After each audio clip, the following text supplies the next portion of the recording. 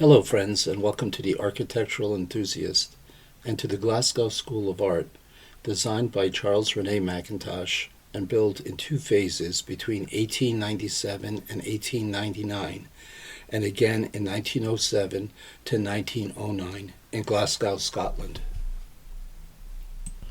Mackintosh redesigned both the interior and exterior of the Glasgow School of Art to stand as a shining example of his early forward-looking pluralist architecture. The building was made of stone to reference Scottish baronial tower houses, which Mackintosh considered incredibly modern in their original use of iron and glass. Mackintosh was always sensitive to surrounding architecture and existing national traditions, but at the same time added his own freestyle aesthetics. On the left-hand side of the building, there is an entrance reminiscent of an ancient ziggurat built to unusual, non-classical proportions. As such, he seamlessly merges a wide variety of different influences. Since this building houses an art school, one of the main requirements of the project is the lighting design of the interior spaces. For this purpose, numerous openings, both facade and roof, as large as possible to maximize natural light are created. This is also why the main school classrooms are located on the top floor, while spaces that do not need as much lighting are relegated to the lower floors. The section of the building becomes a highlight as it shows the configuration of these classrooms and as the top are removed to accommodate skylights that illuminate the spaces below it. The rectangular three sides are facades.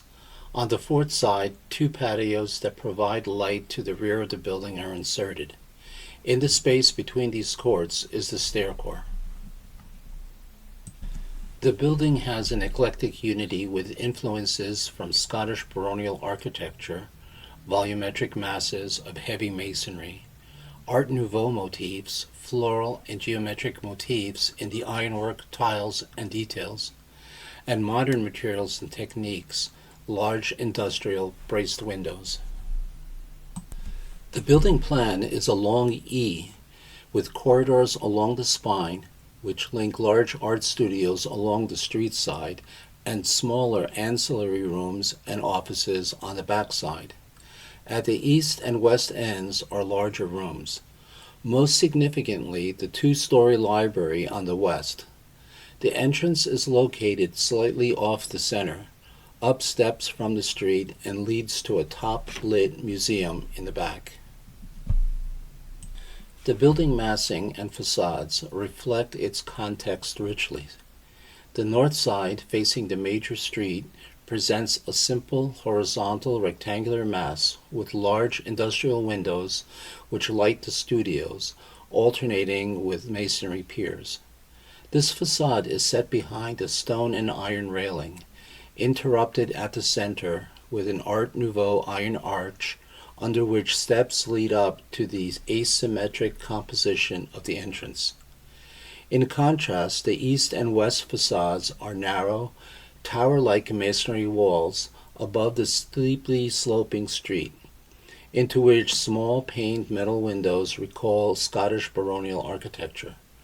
From the south of the back facade, the three arms of the E are clearly revealed, and the masses make a varied assemblage rising above the cityscape of roofs below it. The museum skylight and the hen run, a glazed gallery connecting fourth-floor studios, are just two elements of the lively composition of the stuccoed walls. The interiors were designed with equal emphasis in collaboration with his wife, Margaret MacDonald. Art Nouveau floral and geometric motifs bring scale and color to the rooms in details of mantelpieces, lighting fixtures, carpets, furniture, and crockery.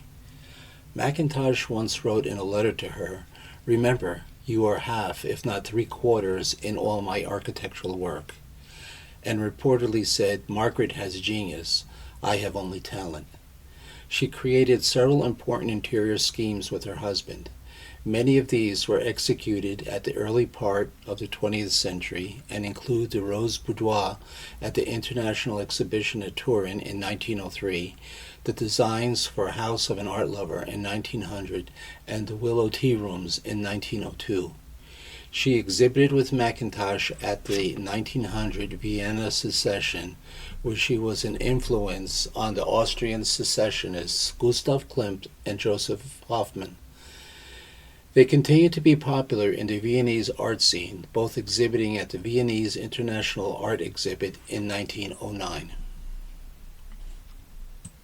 The library was redesigned and built later in 1906, a two-story volume with the mezzanine overlooking the first floor. A darkly finished wood structure supports the mezzanine and ceiling. The pendant light, fixtures, glass bookcases, carved balusters, chairs, and work tables all are designed with Art Nouveau motifs, polychrome paint, and metal details. In many respects, the library of the Glasgow School of Art is a typical large library with a reading room and a raised gallery to store the books. But Mackintosh spectacularly transforms this typology by exaggerating the visual importance of the pillars of the gallery, which for that reason heavily encroaches on the space of the reading room. These pillars are of a singular design. A first shaft rises 19 feet 8 inches, which supports two beams sandwiching it. This assembly is repeated again and again. This framework supports the gallery that he set back to reveal the structure bearing it. Then he boarded it with an imposing balustrade, then added a false ceiling that closes the volume. The final effect is an illusion. The pillars appear to hold up the false ceiling, while in reality it is suspended by two metal hooks from two concrete beams. Not content with encumbering the reading room, the architect deliberately sacrificed more than a quarter of the volume of the library, as if he were struggling here against some excesses of space with a certain sense of paradox. A mixture of influences that were to define the architect's later career can be detected in the building's form and detailing, ranging from Scottish baronial and medieval architecture to Japonism and the work of contemporary architects like Norman Shaw and C.F.A. Voysey. Built during the second phase of construction, the facade of the west wing contains dramatic oriel windows. Due to the initial lack of funds required to complete the building in the way Mackintosh and the school's headmaster Francis Newberry intended, it was constructed in two distinct phases. The first phase of construction between 1897 and 1899 saw the completion of the central and eastern sections, including the museum, headmaster's room, and boardroom. The northern facade was designed with the entrance at the center, which is reached by a sweeping set of steps. Large windows set into gridded frames and accentuated by delicate ironwork flood the internal studio spaces with an even northern light. The headmaster's room is positioned above the entrance, with a balcony crossing an oriel window. Above that is his studio, which is accessed by a stair tower that extends beyond the roofline like a castle's turret.